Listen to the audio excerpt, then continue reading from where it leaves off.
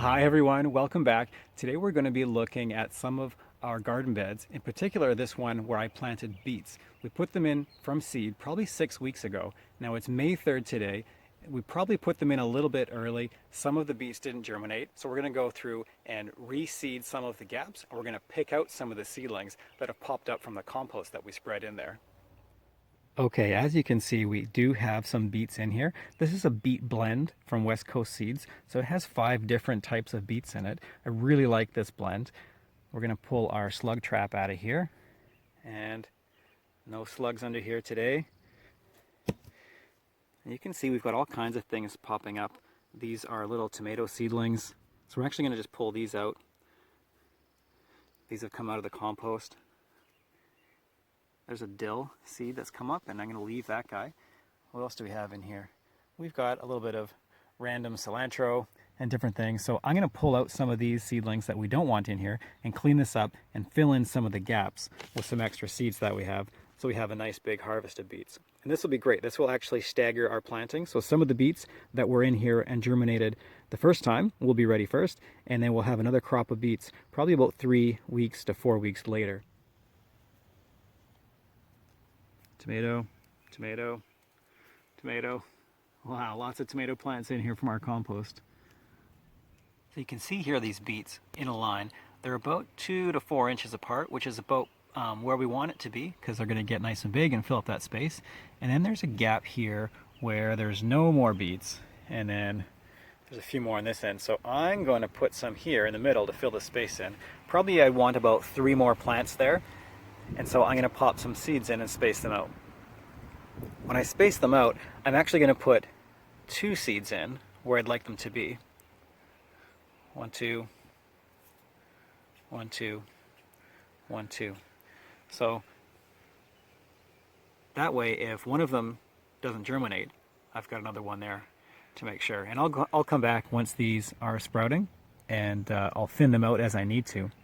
But that'll make sure that we have equal spacing, we maximize our bed space, and we also don't use too many seeds. And I've seen the forecast, we're going to have another 3 or 4 days of rain, and then it's supposed to get warmer and sunny, like 21 degrees. So now is a great time to get these seeds in the ground, get them soaked over the next few days with all the rain, and then have the temperature rise, and the germination will happen, and they'll be sprouting these beets in probably 5, 6, maybe 7 days from now. Okay, here's another bed where we have planted peas along the fence here. They've been in here for probably 3 weeks, maybe 4 weeks since I planted them, and they're coming up nicely. There was a gap here, and so I popped a couple of extra peas in here maybe a week ago, and you can see that they're germinating and they're not going to be very far behind.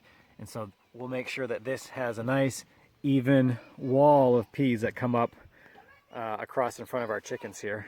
And they can eat the peas on one side and we'll eat the peas on the other.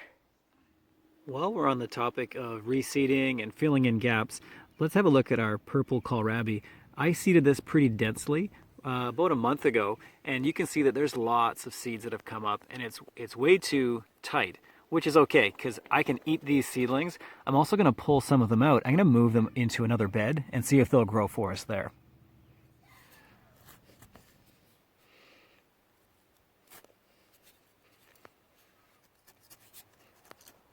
Yeah, I'm going to take this whole thing. Yeah, look at that. Take a bunch of the soil out with it. It's nice and moist with all the rain. I think this will transplant nicely without disturbing the roots too much. And we'll have extra kohlrabi growing over in our bean bed. Let's go have a look. All right, this is the bed that I use for our beans, for the climbing beans. These are scarlet runners that go up on here. I just took a piece of leftover fencing, strapped it over top of this bamboo. And so the beans have been planted in here for about a week, and I haven't seen them sprouting yet. But in the middle of this bed, I think this is a great place to see if this kohlrabi will grow. I'm going to do this with one hand here. I'm just going to dig a spot in the middle of this bed. Look at this. Beautiful.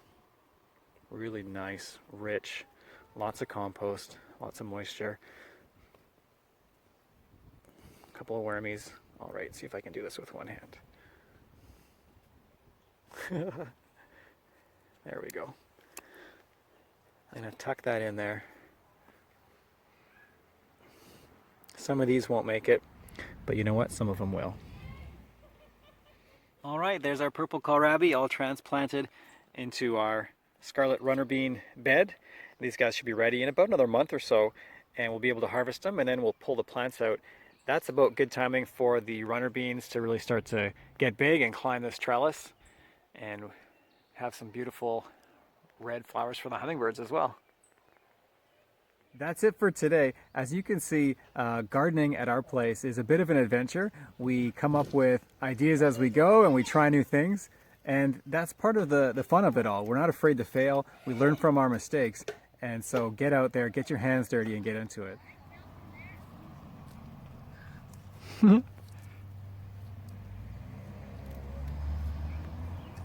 Kale hound.